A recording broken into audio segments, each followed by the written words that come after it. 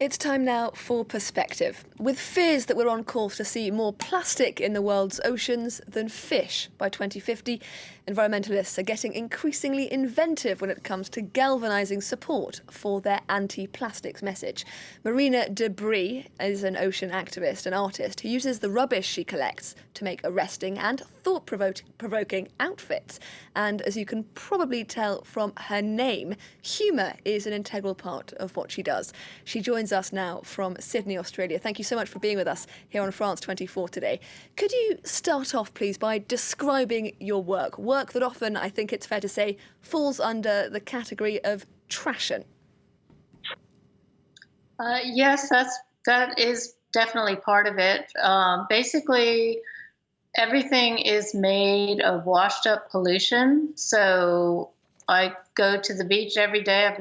I used to live in Los Angeles, California, and on Venice Beach, and I've been collecting rubbish that's washed up for the last, I don't know, a long time, 20 years.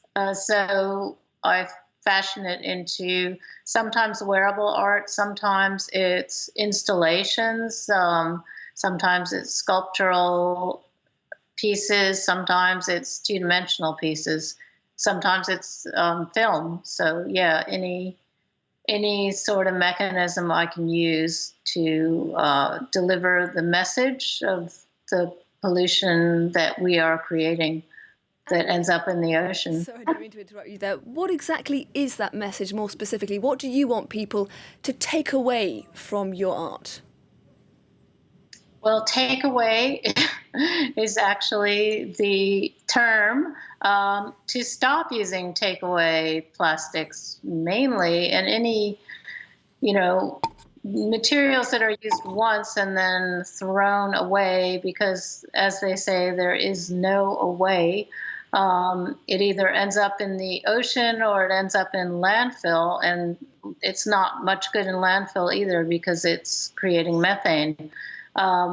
So the message is really about using as little resources and materials as you actually can. I think it's fair to say you are rather intimately acquainted with the sorts of rubbish people throw away, the sorts of rubbish that finds its way into the world's oceans. What items would you say are particularly prevalent, items that people might not necessarily expect? Well, I suppose the expected are, bottle caps and takeaway containers and cigarette butts. Fishing gear is a huge problem. The unexpected are ones that are harder to control. For instance, tires from cars. They emit a huge amount of microplastics, which you never think about. And also, every time you wash your clothes, if it's, polyesters or synthetic fabrics, that emits into the waterways, billions of little microfibers. So those are the unexpected and very hard to control at this point. But the ones that we can control are so obvious, which are takeaway items. But I do find a lot of clothing, for instance, where I live, because I live in beautiful beach country, and people lose their goggles, their snorkels, their socks, for instance, bathing gear, and that's equally harmful. I mean, everything, and I have to say the latest issue is actually single-use face masks and reusable face masks as well. And single-use coffee cups are becoming a much worse issue. Everything since COVID has accentuated that, because I think people feel like they can't reuse things like masks and coffee cups. Now, a lot of your message is rather dire, I think it has to be said, but humour is also a large part of what you do. I'm thinking of, for example, The Ones That Got Away, which is a rather beautiful dress you've made from aluminium cans and plastic bottles. Is humour important to you? Yes, I mean, humor keeps me alive, as well as the ocean and art.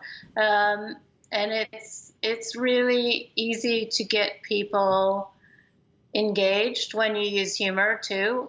I think when something is very bleak and in your face, it's harder for people to actually want to see the truth. And I think by using humor that engages people in a sort of non-threatening way, but I think they still get the message that it relates to all of us. It's not, it's not a issue that you can actually target to, manufacturers, governments. It's all of the above. It's consumers, manufacturers, and governments. And talking of governments, I mean, plastic pollution is, of course, a very pressing environmental concern, one we're learning more and more about. Do you think governments are taking the issue seriously enough? It's hard to say which governments, because every country is different, every city is different. There are certainly places that are really taking it to heart. I think, most countries very small countries are really moving forward on it. And it's actually harder for them because they have many items shipped in and, single-use plastics, for instance, are the only way they can get certain items, and they don't have a waste collection system where we do in Australia. We are very, very fortunate because we have waste management. We have all the luxuries of clean tap water. There's no excuse ultimately. But yes, governments need to do more. Manufacturers need to be responsible for getting their items back, and a circular economy is really probably the only ticket out of here. I don't know. I'm not a scientist. And the consumer has to become way more conscious about where everything ends up. I'm afraid that's all we've got time for. But Marina DeBris, artist, fashion designer and activist, thank you so much for speaking to us here on France 24 today. Thank you. A reminder now of our top stories on France 24. The Biden administration launches its first airstrikes against Iran-backed militias in Syria, retaliation for recent rocket attacks on US troop locations in Iraq. And detractors of Prime Minister Nikol Pashinyan camp out overnight in front of the Armenian parliament. Pashinyan continuing to decry what he calls an attempted coup by the military.